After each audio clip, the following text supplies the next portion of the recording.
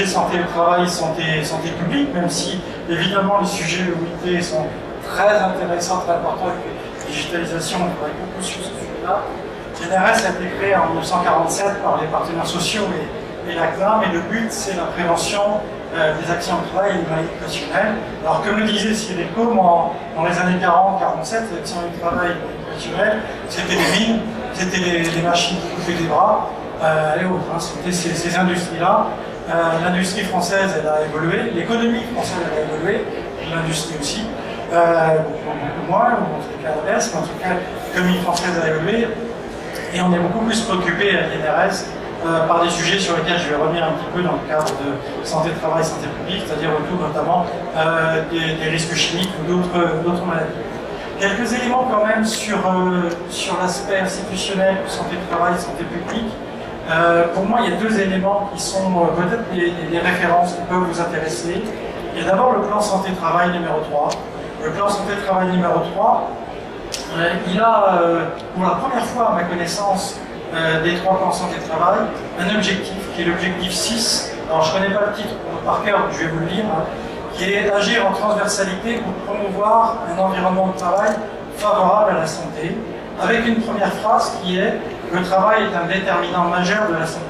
Alors le plan santé-travail numéro 3, vous pourrez le trouver j'imagine sur le site de la DGT, du ministère du Travail, hein, sur ça. Vous verrez que c'est un texte important, d'abord, pour plusieurs raisons. D'abord parce qu'il a été élaboré par les partenaires sociaux, l'État et les différents acteurs de la santé au travail en France, et vous voyez qu'il prend en compte un élément sur la santé publique. Le deuxième aspect, c'est que c'est le plan gouvernemental pour la France, pour la santé au travail. Alors il a donc cet objectif 6, et puis il y a 4 actions concrètes qu'il faut que les différents acteurs réalisent dans la durée du plan santé au travail qui va jusqu'en 2020, qui sont la collaboration entre les autorités chargées de la santé au travail et la santé publique. Donc on est vraiment dans santé au travail, santé publique. Il y a un élément plus précis qui est pratique addictive au milieu professionnel. J'y reviendrai parce que nous aussi on travaille sur ça et on s'aperçoit que les liens, encore une fois, entre la vie privée et la vie professionnelle sont très ténus sur ce sujet-là. Autre sujet, c'est de prévenir les maladies cardiovasculaires en lien avec l'activité professionnelle. Là aussi, comment est-ce qu'on peut agir sur ce sujet qui est transverse à santé publique, santé de travail.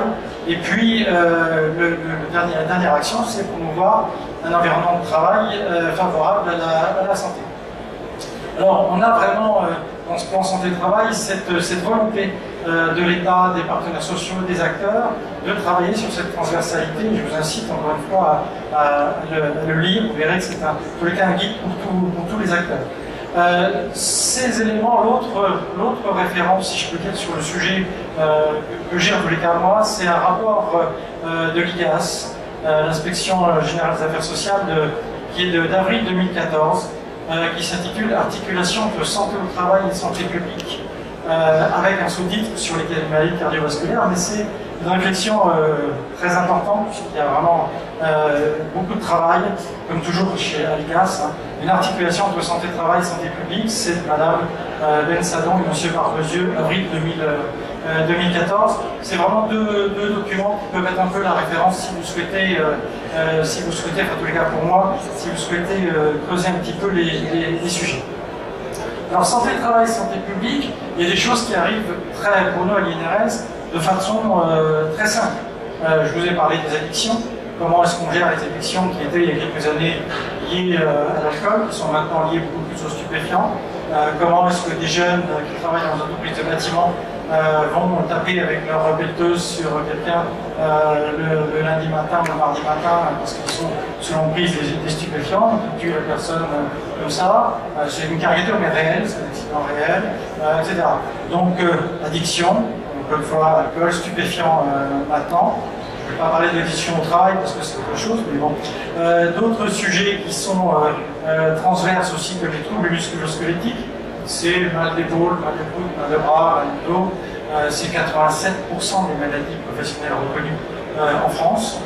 Là aussi, la part des choses entre ce qui intervient au travail et ce qui intervient en santé publique est difficile à faire. Caricature, là aussi, en quelques mots, les Allemands reconnaissent 7% de TMS par an, nous, on en reconnaît 87%, pourtant ils ne sont pas plus costauds que nous, et ils ont normalement plus d'industrie que nous. Donc en fait, on a bien les mêmes problématiques sur ça.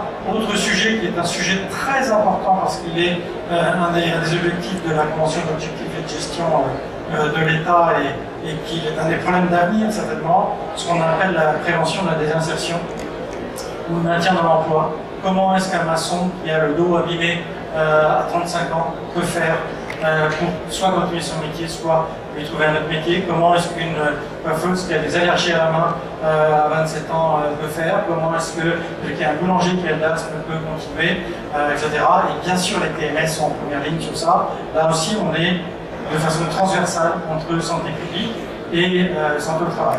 Et là où le plan santé au travail parlait de transversalité des acteurs, c'est que lorsque l'on parle de maintien de l'emploi, lorsque l'on parle de prévention de la désinsertion professionnelle, on fait intervenir aussi bien des acteurs de l'entreprise que des acteurs médecins et hors entreprise.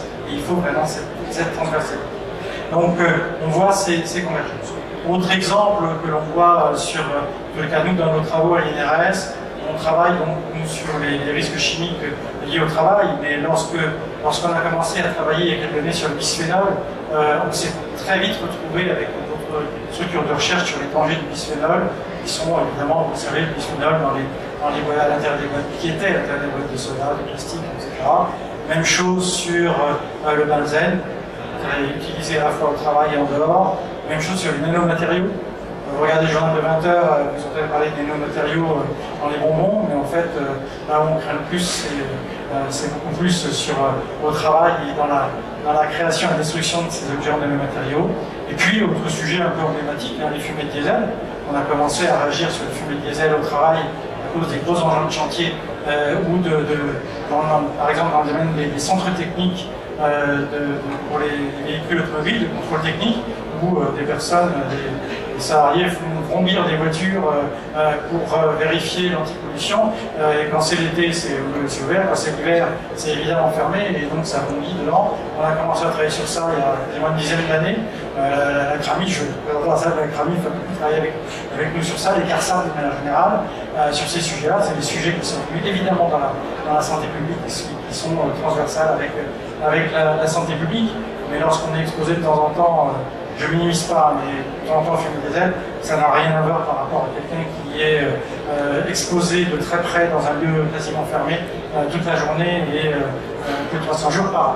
Je vais m'arrêter un peu sur ça. Donc c'est vraiment un point important. Et puis on doit arriver au travail dans les problématiques entre santé de travail et santé publique, les maladies graves, les maladies chroniques, cancer, diabète, que les employeurs doivent prendre en compte.